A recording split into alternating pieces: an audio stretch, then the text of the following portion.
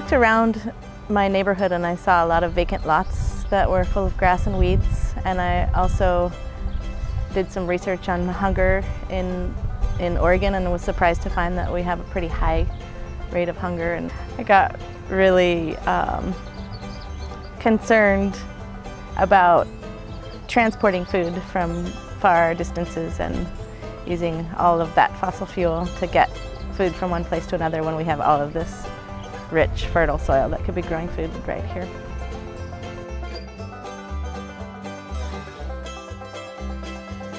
Everything about the UFC is donated from somebody for the most part, and so we go around and I canvassed the neighborhood here asking folks if they would be interested in donating water, and the lady next door immediately when she answered the door was like, yes, you can have my water, you can have my water barrel to catch water off of your weird little shack here that's in the yard. And you know, I'll donate the hoses and everything. The people across the street were like, what do you need? You need some straw? We'll get you some straw. And then other people bring their tools and work with it. So it's basically the people all around the plot donating it to help make it happen.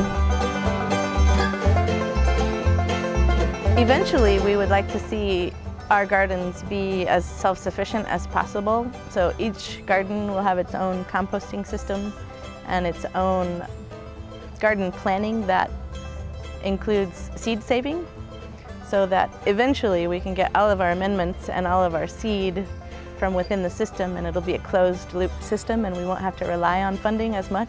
We still need to buy the basics like plant seed. It's $3–4 a bag, and we probably spent couple $100 worth of seed just on a few of our gardens. The irrigation systems are what really start to add up, because they're a good $300 or so to get irrigation into a garden. If there are people out there who think that transporting food thousands of miles to our neighborhood doesn't make sense, and rather support the idea of people within the community growing food together and then sharing that food together, then we could really use your help to manifest this project and make it a reality.